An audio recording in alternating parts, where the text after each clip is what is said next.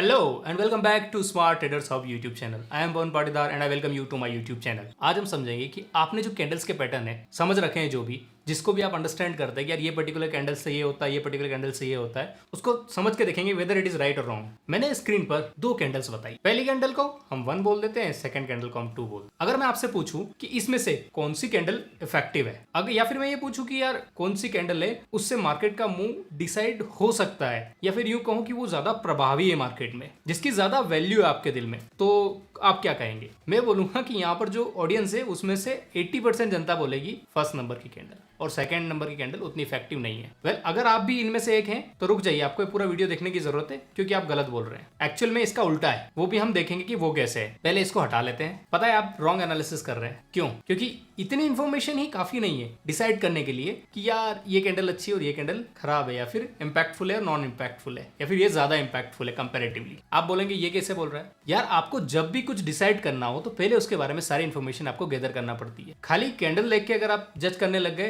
तो हो गया काम, क्योंकि कैंडल बताती ही क्या है। मैं आपको बता देता हूँ कैंडल क्या बताती है, कैंडल कैसे फॉर्म होती है। एग्जांपल के लिए हम इस कैंडल को ले लेते हैं। ये इसका हाई है, ये इसका लो है, ये इसका ओपन है, ये इसका क्लोज। एक कैंडल्स इन 4 चीजों से मिलकर बनी होती। क्या आप ये हाई, लो, ओपन, क्लोज को देख के बता सकते हैं कौन सी कैंडल मोर इंपैक्टफुल होगी? बिल्कुल नहीं। कुछ लोग तो इसी के बेसिस पे सपोर्ट और रेजिस्टेंस भी ड्रॉ कर लेते हैं और उसको जेन्युइन मानने लगते हैं। आप बोलेंगे सही तो है, मैं बताता हूं कि उसमें क्या फंडामेंटल फ्लॉ है, कैसे आप उसको बेटर बना सकते हैं, रिफाइंड टेक्निक यूज कर सकते। आपने जो भी आंसर दिया फर्स्ट और सेकंड कैंडल में, पहले उसको देख लेते तो आपको सारा फंडा समझ में आ जाएगा कि मैं ऐसा क्यों बोल रहा हूँ। जब भी आप किसी कैंडल के बारे में कुछ प्रेडिक्ट करने जाए, आपको खाली कैंडल की साइज नहीं देखनी, आपको कैंडल की वॉल्यूम इन्फॉर्मेशन देख। अब आपके सामने इन दोनों कैंडल की वॉल्यूम प्रोफाइल सामने है। अब मुझे बताइए कि फर्स्ट वाली कैंडल ज्यादा इंपैक्टफुल है या सेकंड वाली? फर्स्ट वाली कैंडल में 3.06 मिलियन उतने लोगों ने पोजीशंस बनाई या निकाली है, जो भी पकड़ लो, मतलब वॉल्यूम उतना है। बट ज्यादातर लोग जो थे वो सेलिंग साइड में थे, क्योंकि यहाँ पर जो क्लोजिंग प्राइस है वो ओपनिंग प्राइस से लो है, और कैंडल रेड है तो बता भी रही है। वहीं पर आप सेकंड कैंडल को देखेंगे तो 4.31 मिलियन लोग थे। लोग बोल लीजिए, लोग बोल रहा हूँ मतलब आप समझ लीजिए कि वहां पर उतनी पोजीशंस बनी थी या निकली थी, जो भी है, वॉल्यूम उतना ट्रेड हुआ था। तो जहां पर ज्यादा वॉल्यूम ट्रेड हुआ है वो उतना ज्यादा इंपैक्टफुल है, क्योंकि वो उतना ज्यादा पॉइंटफुल है कि वहां पर उतने ज्यादा लोग इंटरेस्टेड है या ट्रेड कर रहे हैं, उस पर्टिकुलर ट्रेड को एक डायरेक्शन में ले जाने के लिए उतने लोग इंटरेस्टेड है। तो अगर आप ही बताइए, जहां पर 4.31 मिलियन ट्रेड प्लेस हुई थी वो ज्यादा इंपैक्टफुल हो गया 3.06 मिलियन वाली? तो आपको इन्फॉर्मेशन पहले जाननी थी। अभी ये जान ली तो आप बोलेंगे कि सेकंड वाली ज्यादा इंपैक्टफुल है, फर्स्ट वाली नहीं। हाँ, और ऐसे ही ट्रेड किया जाता है। अभी ये तो आपने समझ लिया। आपको मैं कैंडल के कॉन्सेप्ट पे डीप में बताऊंगा। करने से पहले हम लोग ये समझ लेते हैं कि आपको अगर ऐसे कोई भी कैंडल्स दिखे तो उसको कैसे जज करना है, और ये वॉल्यूम जो मैं अभी बता रहा हूँ कि वॉल्यूम से कैसे ट्रेड लेना है, इसको कैसे कैसे आप यूज कर सकते हैं। वैसे वॉल्यूम को यूज करके आप 5 चीजें कर सकते हैं। आप बोलेंगे वो 5 चीजें कौन सी है? फर्स्ट होती है आपका एंट्री पॉइंट। कुछ लोग अपना एंट्री पॉइंट वॉल्यूम के बेस पे बनाते हैं, बट मैं आपको बता दूं कि ये पूर्णतः ऐसा नहीं करना चाहिए। इसके साथ आपको कुछ इंडिकेटर्स या कुछ और चीजें मिक्स करना चाहिए। सेकेंड होता है exit point, that I do, और वो मेरे को बहुत ज्यादा हेल्प करता। थर्ड है सपोर्ट, और फोर्थ है रेजिस्टेंस, और फिफ्थ क्या है फिर आप बताओगे? एक और चीज छूट रही है भाई, वो है स्टॉप लॉस। अब ये 5 चीज कैसे यूज होती है वो मैं बता देता हूँ। एंट्री पॉइंट कैसे बनेगा? आप मान लो दिन में ट्रेड करने के लिए बैठे होंगे, दिन बोलूंगा तो सुबह में आपने ट्रेड करने के लिए बैठे हो। यहाँ पर ये वॉल्यूम चालू हुआ, पहली कैंडल का वॉल्यूम 5.46, 22 अक्टूबर की बात कर रहे हैं। सेकंड का वॉल्यूम 3.06, फिर थर्ड का वॉल्यूम 4.31। अब आप बोल रहे हैं यार वॉल्यूम मतलब इसका वॉल्यूम ज्यादा था तो मैं इसके हिसाब से तो बाय सिग्नल बना लेता और अपने ट्रेड बनाता। यार ऐसी गलती नहीं करनी है, क्योंकि अपने को समझना है कि वॉल्यूम किस टाइम पे कितना रहता है। जब आप पूरा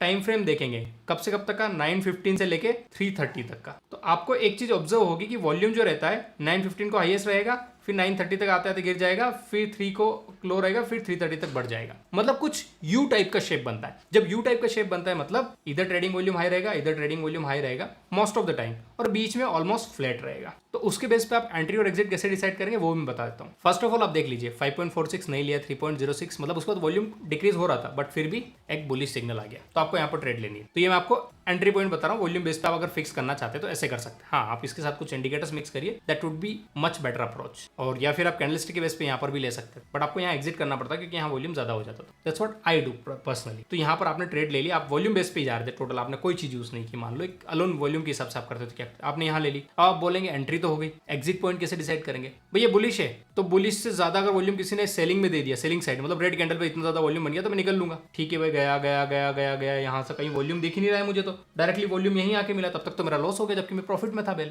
तो भैया आप यू शेप को भूल गए क्या? मतलब 9 to 9:30 तक तो वॉल्यूम वॉल्यूम ज्यादा रहेगा उसके बाद तो वॉल्यूम ऑलमोस्ट फ्लैट ही हो जाएगा, बहुत कम कहीं कहीं पर स्पाइक्स आएगी जहां पर कुछ बड़े प्लेयर्स कुछ कर रहे हैं, न्यूज आई है, तो फिर आपको ट्रेड कैसे करनी है? मैं बोलूंगा कि आप इसको ना यूज करते हुए वॉल्यूम का एवरेज लेना चालू कर दीजिए, तो आपका वॉल्यूम एवरेज आउट हो जाएगा बीच में भी, मार्केट आवर्स के बीच में, और जैसे फिर बढ़ेगा वहां पर फिर बढ़ना चालू हो जाएगा। तो फिर क्या होगा, जब एवरेज आउट हो जाएगा और एवरेज आउट वॉल्यूम से ज्यादा वॉल्यूम मिल गया सेलिंग का, मान लो ये यहाँ पर बना, कहीं भी बन सकता है, there is no guarantee, but मान लो यहाँ पर बना, तो आप यहाँ पर कहीं पर एग्जिट कर देते हैं, and that would be better approach rather than seeking for the volume which is greater than the entry point. Average volume से क्या है, उस पर्टिकुलर टाइम पे उतना वॉल्यूम नहीं फॉर्म हो सकता था एवरेज वॉल्यूम के हिसाब से, बट उससे ज्यादा फॉर्म हुआ, मतलब कोई तो है जो रिवर्स डायरेक्शन में ट्रेड ले रहा है या फिर ले जाने की कोशिश कर रहा है, and this are big players, FI ideas, mutual fund, जिनके पास बहुत बड़ा फंड है, ठीक है। तो आपको पता चल गया एग्जिट कैसे करते हैं। सपोर्ट, कुछ लोग प्राइस के बेसिस पे सपोर्ट डिसाइड करते हैं कि बहुत बार अगर किसी प्राइस लेवल को टच किया है तो मेरा सपोर्ट हो गया, बट उस पर्टिकुलर प्राइस को टच किया है बट वहां पर ज्यादा लोगों ने ट्रेड ही नहीं लिया है, तो खाली ऐसे खोखला है ना support and resistance. So instead of that you can combine it with the volume and it will give you the best support and resistance, और वहां पर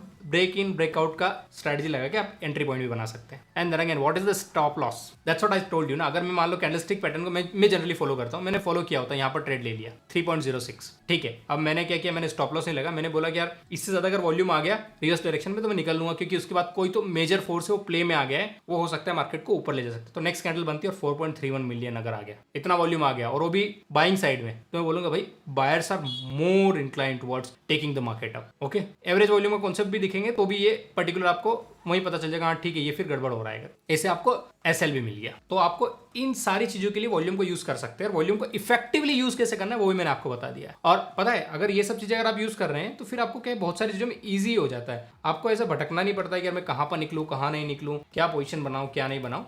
और ऐसे ही अगर आप ट्रेड करते रहे तो आपको क्या है कि कॉन्फिडेंस आएगा अपने ऊपर कि मेरा जो स्ट्रेटजी वो काम करता है, and I am with the masses and I know where to exit, और आपको अपने स्टॉप लॉस पे, अपने टारगेट पे, अपने ट्रेड पे कॉन्फिडेंस है, और that's how you start trading better trades. And अगर आपको ये वीडियो अच्छा लगा, आपको वॉल्यूम की इन्फॉर्मेशन अच्छी लगी, आपको लगा कि यूनिक वीडियो है, ऐसे वीडियोस और आने चाहिए, तो आप कमेंट में बता सकते हैं। एंड अगर आपको ये चैनल अच्छा लगा है तो सब्सक्राइब कर दीजिए, और ये वीडियो अच्छा लगा है don't forget to like it.